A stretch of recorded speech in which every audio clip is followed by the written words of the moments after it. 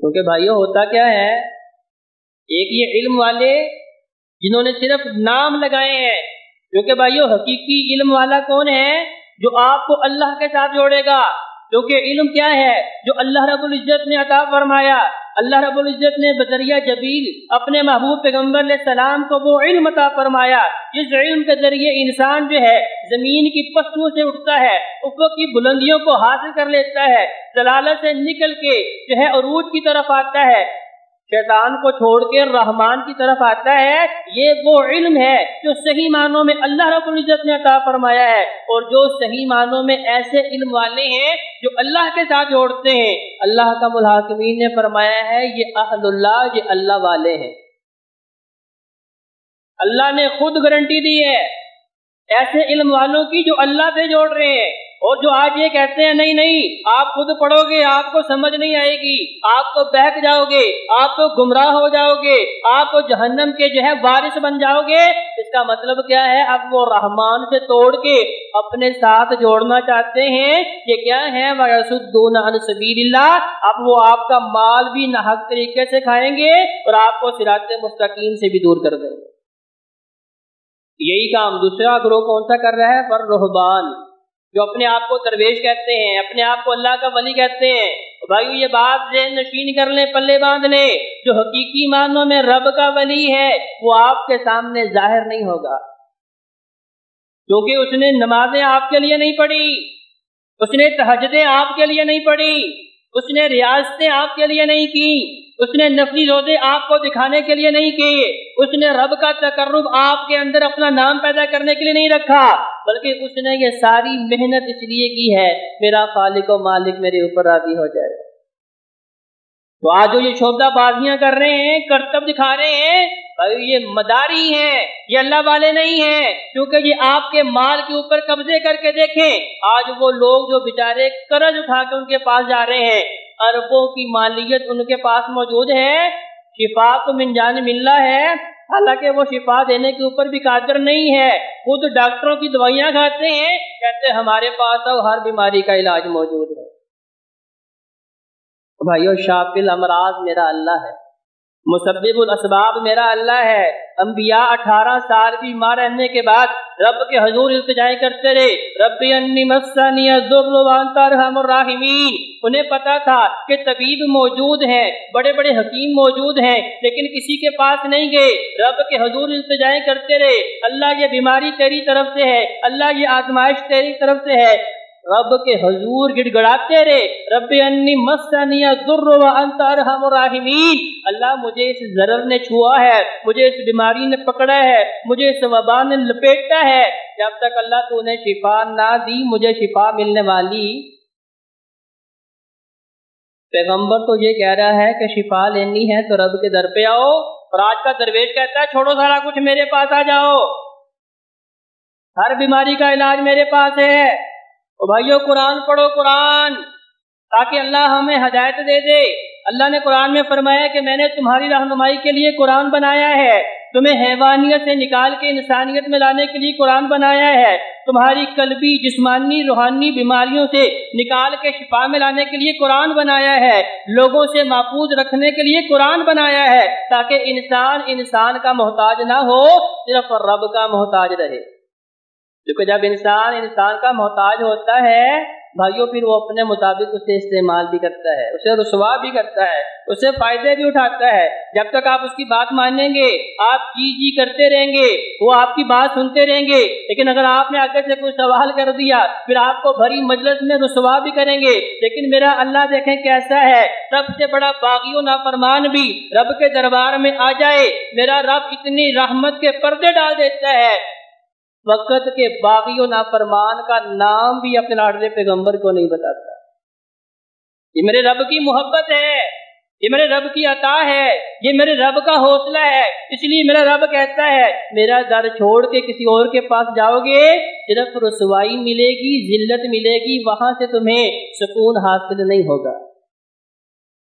تو لہذا یہ لوگ جو بظاہر علم کا لبادہ اڑا ہوا ہے، 7 القابات لگائے ہوئے، شیخ الاسلام، شیخ الہند، شیخ الحدیث، فلاں بن فلاں، بھائیو اس کی موٹی سی نشانی یہ ہے اگر وہ بندہ آپ کو وہ بات بتا رہا ہے جو بات آپ کو رب سے جوڑ رہی ہے، رب کی طرف لے کے آ رہی ہے، رب کے سامنے جھکنے کے اوپر مجبور کر رہی ہے، پھر وہ واقعی وہ عالم ہے جس کے بارے میں اللہ نے کہا ہے انما یخشی اللہ من عبادہ العلماء، کہ مجھ سے حقیقی معنوں میں ڈرنے والے وہ ہیں جنہیں میں نے علم عطا کیا ہے۔ لیکن اگر کسی کا علم ایسا ہے کہتا بس ہمارے ادارے سے جڑ جائیں، ہمارے شہر سے جڑ جائیں، ہمارے منہج سے جڑ جائیں، ہمارے نظریے سے جڑ جائیں، آپ کو کہیں اور جانے کی ضرورت نہیں ہے، پھر آپ سمجھ جائیں کہ یہ دھوکہ ہے، یہ حق نہیں ہے۔ اور یہی حال ان درویشوں کا بھی ہے جو بظاہر درویشی کا ڈھونگ رچائے ہوئے لوگوں کے سامنے جو ہے لوگوں کا مال بھی لوٹ رہے ہیں اور ان کے ایمان کا بیڑا غرق بھی کر رہے ہیں۔ آج ہمارے ارد گرد دیکھیں کتنے لوگ ایسے ہیں جو درویش بنے ہوئے ہیں، ہمارے سامنے ایسا لبادہ اڑا ہوا ہے کہ ہمیں کہتے ہیں اللہ کے ولی ہیں، پوچھ کے دیکھیں بھائی نماز آتی ہے؟ نماز جو ہے پہلی دعا تک نہیں آتی، دعا استفتاح نہیں آتی، ان سے وضو پوچھیں وضو غسل کا طریقہ تک نہیں آتا، قرآن کی ایک آیت پوچھیں وہ صحیح پڑھنی نہیں آتی، اور کیا ہے کہتا ہے جی میں اللہ کا ولی ہوں۔ اللہ نے کیا کہا ہے انما یخشی اللہ من عبادہ العلماء، کہ میرے ولی کون ہیں؟ جن کے دلوں میں میرا خوف ہوتا ہے، جن کے دلوں میں اللہ کا خوف ہوتا ہے، وہ ہمیشہ رب کے سامنے جھکنے والے ہوتے ہیں، ہمیشہ رب سے ڈرنے والے ہوتے ہیں، ان کی نگاہیں وہ دیکھتی ہیں جو اللہ ان کو دکھانا چاہتے ہیں، ان کے کان وہ سنتے ہیں جو اللہ ان کو سنانا چاہتے ہیں، ان کی زبان پہ وہ کلمات آتے ہیں جو کلمات عرش والے کو پسند ہیں۔ یہ نشانی ہے اللہ کے ولیوں کی۔ لیکن ایک بندہ جسے پاکی پلیتی کا نہیں پتا، کتنے سالوں سے نہایا تک نہیں، وضو غسل تک نہیں کیا، اور دعویٰ کرتا ہے اتنے سالوں سے میں سویا ہی نہیں، بھائی یہ شوبدہ بازیاں ہیں، یہ ڈرامے بازیاں ہیں، اس کا تعلق ہمارے دین کے ساتھ نہیں ہے۔ وہ دین جس کے متعلق اللہ نے فرمایا کہ میرے نزدیک پسندیدہ دین دین اسلام ہے۔ کائنات میں اللہ کے بعد سب سے عظیم ترین ہستی اللہ کے محبوب، اللہ کے آخری پیغمبر جناب محمد رسول اللہ صلی اللہ علیہ وآلہ وسلم ہے، اللہ کے محبوب ہیں۔ اللہ نے پورا قرآن اپنے محبوب کی شان میں نازل کر دیا، تو اللہ نے آقا علیہ السلام کی ساری صفات کا تذکرہ کر دیا، تو اللہ نے ہمارے سامنے محبوب پیغمبر علیہ السلام کو اسوہ رکھ کے بتا دیا کہ لوگوں میرے محبوب نے کبھی بھی نماز جو ہے وہ چھوڑی نہیں ہے۔ اب میرے محبوب پیغمبر علیہ السلام کا رتبہ سارے ولیوں سے بلند ہے، سارے نبیوں سے بلند ہے، سارے نبیوں سے اللہ نے یہ وعدہ لیا تھا کہ اگر میرا آخری پیغمبر آ جائے تمہاری نبوت ختم ہو جائے گی، لیکن افسوس کہ آج ہمارے ولیوں کی ولایت ہمارے پیغمبر سے بھی اوپر جا رہی ہے۔ اللہ نے جسے اپنا محبوب کہا ہے، اللہ نے جو اپنے محبوب کو معجزات دیے ہیں، ان سے بڑھ کے بھی کرامات جو ہیں ہمیں لوگ بتا رہے ہیں اور ہم مان رہے ہیں کہ بھئی واقعی ایسا ہو سکتا ہے۔ محبوب پیغمبر علیہ السلام کی خوبی اللہ نے قرآن میں کیا بیان فرمائی؟ کہا کہ دلائل کے ساتھ اور حکمت کے ساتھ لوگوں کو دعوت دیتے ہیں۔ کسی صحابی نے کہا کہ رسول اللہ مجھے نصیحت کرے۔ محبوب پیغمبر علیہ السلام کو پتہ ہے کہ اب یہ مشرک نہیں ہے، یہ موحد ہے۔ محبوب پیغمبر علیہ السلام کو پتہ ہے کہ یہ نماز بھی نہیں چھوڑتا، پکا نمازی ہے۔ محبوب پیغمبر علیہ السلام کو پتہ ہے کہ یہ سودی کاروبار بھی نہیں کرتا، لقمہ حرام اس کے پیٹ میں نہیں جاتا۔ آقا علیہ السلام کو پتہ ہے کہ اس کی خامی کیا ہے کہ بہت زیادہ غصہ کرنے والا ہے۔ کہا یا رسول اللہ مجھے نصیحت کیجئے۔ فرمایا لا تغضب، غصہ نہ کیا کر۔ حضرت ابو درداء رضی اللہ تعالی عنہ کہا مجھے کوئی اور نصیحت کیجئے۔ ایک نصیحت آپ نے کر دی، میں پلے باندھ لیتا ہوں۔ آقا علیہ السلام نے دوسری مرتبہ پھر ارشاد فرمایا، کیونکہ آقا علیہ السلام کو پتہ ہے میرا یہ ساتھی بڑا غصہ کرنے والا ہے۔ دوسری بات پھر فرمایا لا تغضب، کہا رسول اللہ اس کے علاوہ کوئی اور نصیحت بھی کر دیجئے۔ آقا علیہ السلام نے تیسری بار فرمایا لا تغضب، اپنے غصے پہ کنٹرول کرو، کیونکہ اللہ نے غصے کو حرام کر دیا ہے۔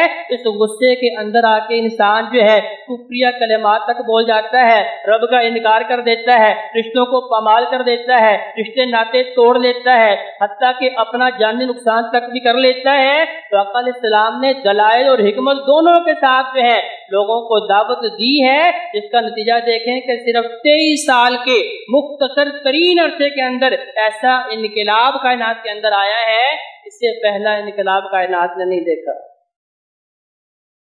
کیونکہ آقا علیہ السلام نے سیرت و کردار بتائی، کیونکہ آقا علیہ السلام اللہ کے محبوب تھے، انبیاء کے بھی سردار تھے، خاتم النبیین تھے۔ اب جنہوں نے ولایت کا درجہ حاصل کرنا ہے، لقد کان لکم فی رسول اللہ اسوۃ حسنہ، اس سانچے میں ڈھلنا ہوگا۔ جنہوں نے اپنے آپ کو رب کا ولی بنانا ہے، ما آتاکم الرسول فخذوہ وما نہاکم عنہ فانتہوا، جو اللہ حکم دے دے اسے پلے باندھنا ہے، جس سے عرش والا منع کر دے اس سے رک جانا ہے۔ جو رب کو محبوب ہو وہ محبوب بنانا ہے، جو رب کو ناپسند ہو اسے ناپسند جاننا ہے۔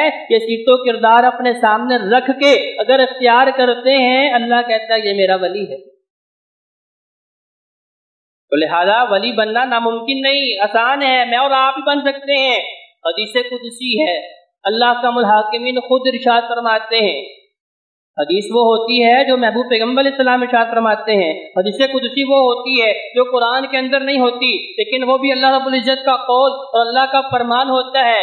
اللہ کا الحاکمین فرماتے ہیں، اے محبوب پیغمبر اپنے ساتھیوں کو بتا دے کہ جس نے میرے دوست کے ساتھ دشمنی رکھی وہ میرا دشمن ہے۔ صحابہ نے کہا یا رسول اللہ اب بتا دیں اللہ کا دوست کون ہے؟ تو آج اپنے پاس سے من گھڑت اعمال بتا کے کہ بھئی یہ کر لیں تو اتنا ثواب، یہ کر لیں اتنا ثواب، اتنے گناہوں سے معاف، اتنے حجوں کا ثواب، اتنا اصالِ ثواب۔ بھائیو محبوب پیغمبر علیہ السلام نے فرمایا، عرش والے نے علامت کیا بتائی، نشانی کیا بتائی؟ فرمایا جو 5 وقت کا پکا نمازی ہے وہ میرا ولی ہے۔ جو 5 وقت کا پکا نمازی ہے، 5 وقت اللہ کے دربار میں حاضر ہونے والا ہے، 5 مرتبہ دنیا کی محبتوں کو چھوڑ کے اللہ کی محبت کو غالب کر کے اللہ کے دربار میں حاضر ہو کے اپنی نیاز جبی کو زمین پر رکھ کے کہتا ہے اللہ میں نہیں بڑا، اللہ صرف تو بڑا ہے۔ سبحان ربی اللہ، اللہ میری اولاد بڑی نہیں، اللہ میری بیوی بڑی نہیں، اللہ میرے بھائی بڑے نہیں، اللہ میرے دوست نہیں بڑے، اللہ میرا کاروبار بڑا نہیں، اللہ صرف تو بڑا ہے۔ سبحان ربی الاعلیٰ۔ اب اللہ کے سامنے جو جھکتا ہے تو اللہ کو بھی یہ عمل کتنا پسند آتا ہے۔ حدیث قدسی اللہ فرماتے ہیں اب یہ بندہ میرا ولی بن گیا ہے۔